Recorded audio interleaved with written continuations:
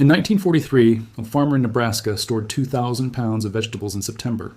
He pulled out fresh carrots in April, fresh potatoes in May, fresh cabbage in June, 9 months of storage, zero electricity, zero cost, zero spoilage.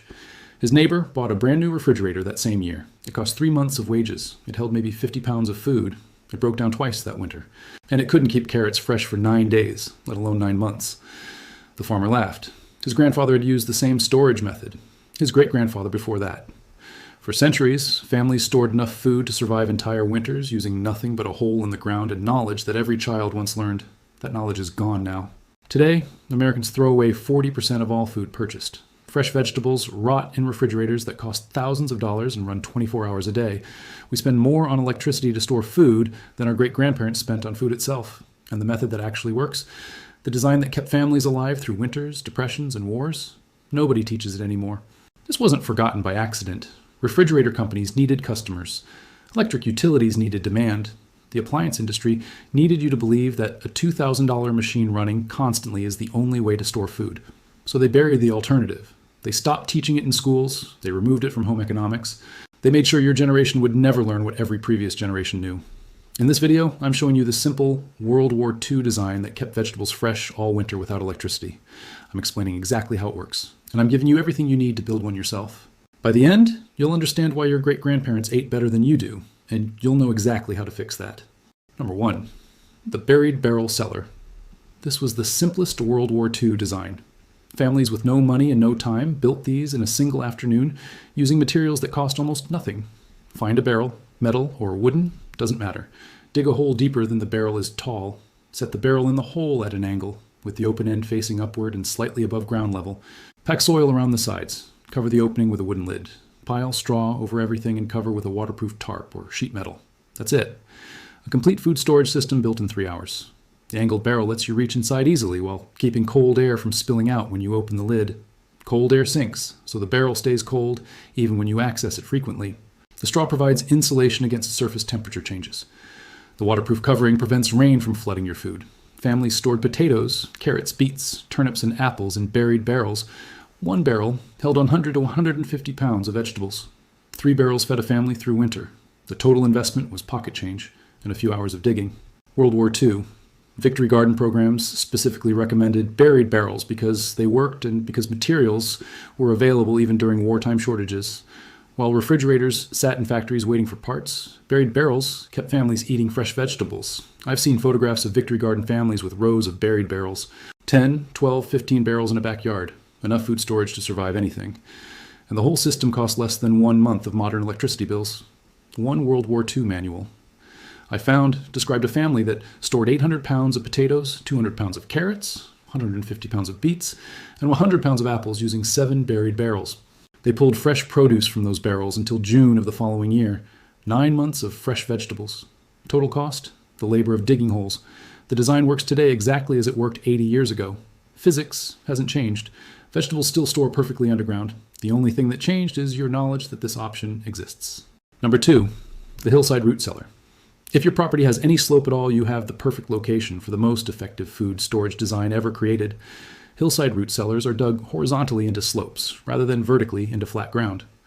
The entrance faces north to minimize sun exposure. The chamber extends back into the hill where earth temperature stays constant regardless of season. World War II families built these with hand tools in a week or two. The basic design is a tunnel 6 to 8 feet wide, 6 feet tall, and 10 to 20 feet deep. The walls were lined with stone, brick, or scavenged lumber to prevent collapse.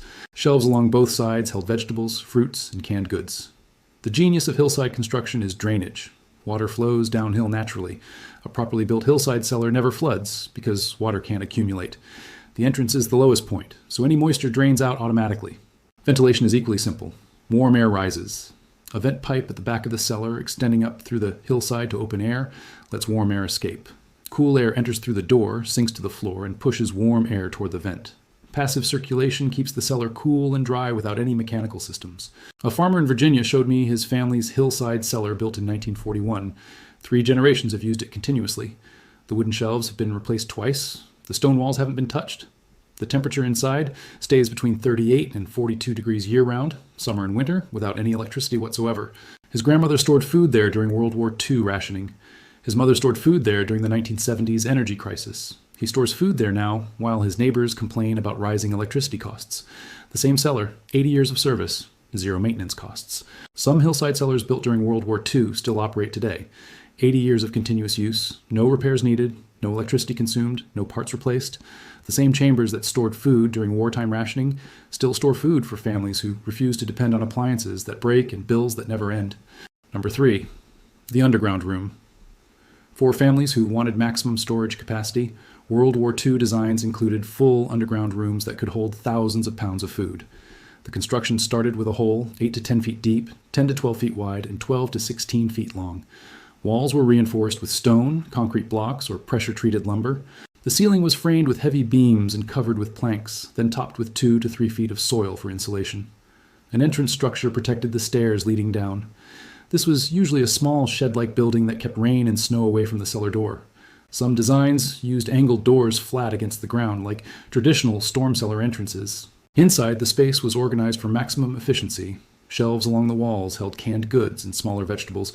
Bins on the floor contained bulk storage of potatoes and root vegetables. Hooks from the ceiling held cabbages and onions. Barrels in corners stored apples and pears. A properly organized underground room held enough food for a family of 6 to eat fresh vegetables from October through June. 8 months of food storage in a space the size of a small bedroom. No electricity, no mechanical systems, no monthly bills. World War II records describe community root cellars built by neighbors working together. 15 families contributed labor over 3 weekends. The finished cellar served all 15 families. Each had assigned shelf space and bin areas. The shared investment protected everyone. One community cellar in Minnesota stored produce for 23 families during the winter of 1944. Over 8,000 pounds of vegetables in one underground room. When spring arrived, families were still eating fresh carrots, potatoes, and cabbage, while store shelves sat empty due to wartime shortages. The cost was labor and basic materials. Families built these together, helping neighbors one weekend and receiving help the next. Communities survived winters because communities built storage together. That spirit of cooperation was as important as the construction itself. Number 4, the basement conversion. Not everyone could dig a new cellar. World War II families living in homes with existing basements converted corners into cold storage areas using simple modifications. The principle is isolating a section of basement from the heated living space above. A wall separates the storage area from the rest of the basement. The wall should be insulated if the basement is heated. The isolated room needs 2 things, cold air and humidity. Cold air comes from a vent to the outside, positioned low on an exterior wall. Warm air exits through a second vent positioned high on the opposite wall. This creates circulation that pulls cold outside air in and pushes warm basement air out. Humidity comes from the floor. A basement with a dirt floor naturally maintains high humidity. Concrete floors can be covered with damp sand or gravel, or you can simply place pans of water around the storage area. World War II families partitioned basement corners using scrap lumber and basic carpentry. The storage area didn't need to be large. A 6 by 8 foot room holds 500 pounds of vegetables easily. That's enough for months of fresh eating. The conversion cost almost nothing and could be completed in a weekend. Families went from losing vegetables to refrigerator dehydration to storing vegetables perfectly until spring. The same houses, the same basements, just knowledge applied correctly.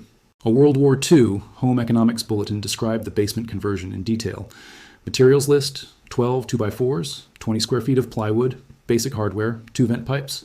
Total cost in 1943 dollars, under $5. That's maybe $50 today. 1 weekend of work for months of perfect food storage. The bulletin included letters from families who completed the conversion. One woman wrote that she stored 300 pounds of potatoes in her basement corner and pulled out perfect potatoes in April. Another described keeping carrots crisp until May, using sand-filled boxes in her converted basement room. These weren't special families with special skills. These were ordinary people who followed simple instructions and got extraordinary results. The same results are available to anyone willing to spend a weekend building what refrigerator companies hope you never discover. Number 5, the outdoor pit storage. Sometimes the simplest designs work best. World War II families with no basement and no time for construction used outdoor pit storage to keep vegetables fresh through winter. Dig a pit 2 feet deep, line the bottom with straw. Stack vegetables in layers, separated by more straw. Cover the top with a thick layer of straw, then a layer of soil, then a waterproof covering. That's the entire system, a hole, straw, and dirt. The earth insulates the vegetables from freezing. The straw prevents direct contact between vegetables and soil. The waterproof top keeps rain and snow from soaking through. Inside the pit, temperatures stay between 32 and 40 degrees, even when surface temperatures drop well below freezing. World War II families dug multiple pits for different vegetables. One pit for potatoes, one for carrots, one for beets and turnips. Separating vegetables prevented rot from spreading between types and allowed access to one variety without disturbing others. The access method was simple but clever. Each pit had a small opening on one side, covered with straw and a board. When you needed vegetables, you removed the board, reached through the straw, grabbed what you needed, and closed everything back up. The main pit stayed sealed and insulated. Records from World War II extension services show families storing 500 pounds or more using nothing but pit storage. No construction, no materials except straw, just holes in the ground and knowledge of how to use them. One extension agent wrote about visiting a farm where the family had lost their barn to fire. No storage building remained, but they had dug 6 pits in their backyard and filled them with the fall harvest. When he visited in February, they were still eating fresh vegetables from those pits. The fire destroyed their building, but couldn't touch their food supply buried in the ground. Number 6, what you can store and how long it lasts. The storage times will shock you. They shocked me when I first researched this. We've been conditioned to believe that vegetables last days, maybe weeks. The truth destroys that conditioning completely. Potatoes stored properly underground last 8 to 12 months, not weeks, months. A harvest in September can feed you until the following August. The key is complete darkness and consistent, cool temperatures. Light causes greening, warmth causes sprouting. Underground storage provides the darkness and cool temperatures automatically. Carrots last 6 to 8 months buried in damp sand or sawdust. The surrounding material maintains humidity without letting carrots touch each other.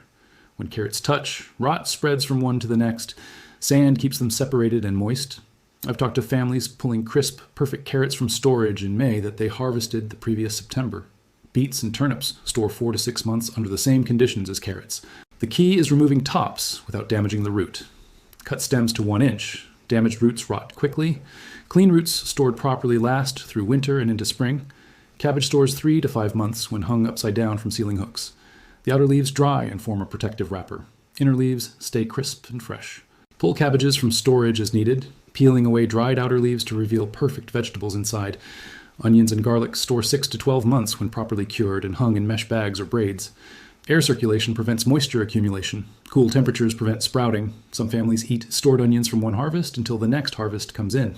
Winter squash stores 4 to 6 months on shelves in the driest part of the cellar. These actually prefer slightly warmer temperatures than other vegetables. Around 50 degrees is ideal. A single butternut squash in February tastes just as good as it did in October. Apples and pears store 4 to 6 months when wrapped individually in newspaper. The paper prevents rot from spreading between fruits. Late varieties store longer than early varieties.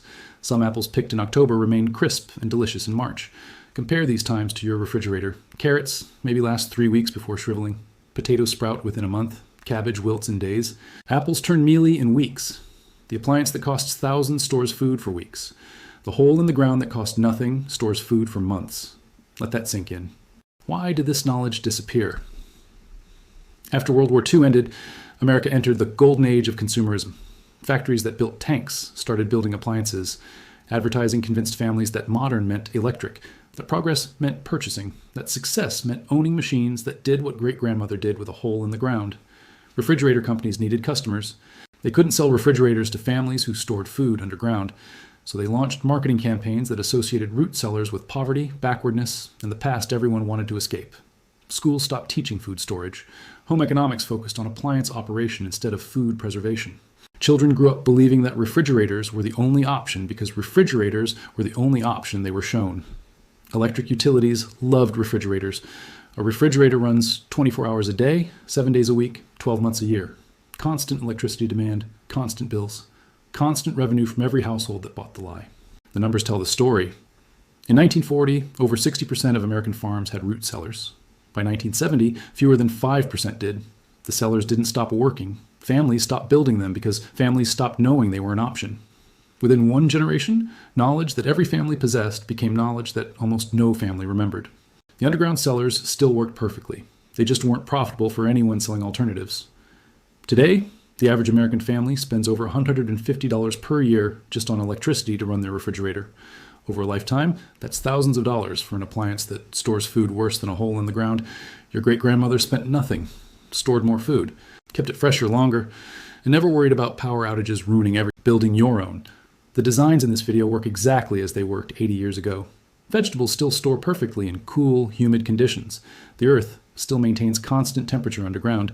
Physics hasn't changed just because corporations prefer you didn't know. Start with the simplest option. A buried barrel costs almost nothing and takes one afternoon. Test the concept. Store potatoes and carrots through one winter. Experience pulling fresh vegetables from the ground in March and understanding what your great-grandparents knew. If you have a basement, convert a corner this fall. Materials cost under $100. Labor takes a weekend. Results last a lifetime. If you have a hillside, consider a proper root cellar. The investment is larger, but the returns are generational. Your grandchildren could use what you build this year. Even outdoor pit storage works. No construction required. Just holes and straw. Families survived World War II rationing using nothing more complicated than that. The goal isn't historical reenactment. The goal is freedom from systems designed to extract money from your basic needs. Freedom from appliances that break and bills that never end. Freedom to store food the way humans stored food for thousands of years before someone figured out how to sell an inferior alternative. Your great-grandmother didn't have a $2,000 refrigerator. She had knowledge and a hole in the ground. She ate fresh vegetables all winter while you throw away produce that rotted in an expensive machine. Now you have what she had. You know the designs. You know what stores and how long it lasts. You know exactly how to keep vegetables fresh all winter without electricity, without expense, without asking permission from anyone. Build something this fall, store something through winter, pull fresh vegetables from the earth in spring, and know that you've broken free from a system designed to make you forget what was always possible. Subscribe for more knowledge they stopped teaching. Share this with everyone who's tired of watching food rot in expensive machines, because the design still works. The only thing that was missing was your knowledge that it exists. I'll see you in the next video.